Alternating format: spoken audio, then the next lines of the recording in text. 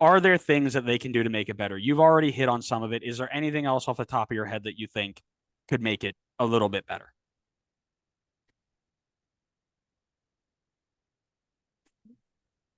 I don't know if I have anything off the top of my head. I'm sure there are ways that we can make it better, but I feel like it's in a really strong spot right now that I wouldn't want to mess around with it too much. Do you have anything? Yeah, so I mean, you mentioned games over the border. I saw a really good tweet, and I don't know who it is, and I apologize because I wanted to give them the shout out, but with preseason, I haven't had time to prep as much as I would have liked. Um, that basically said, "Hey, at the end of every year, or at the end of every League's Cup run, rank the teams 1 to 50, whatever. From there, that's how the seeding works for the next year. If there's an expansion side in MLS, it starts at the bottom.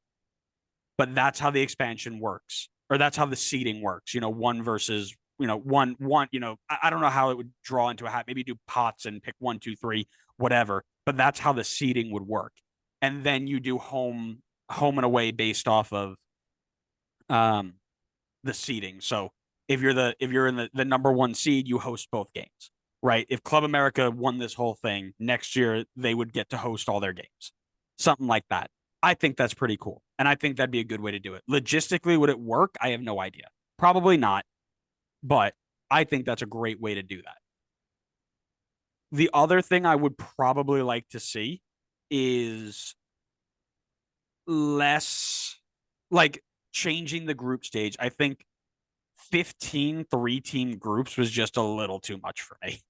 I think that just ran it to the ground there. So um, you know, I think it'd be a little bit better. What is it? 5, 8. So what about 9 groups of 5 maybe, and then the top three? You could do a whole bunch of different combinations with it, but the 3-team groups were a little crazy for me. So, but I did like a couple things as well. So what were some things I guess that you liked so I don't continue to just go on a tangent here? Well, I'm gonna jump before I do that.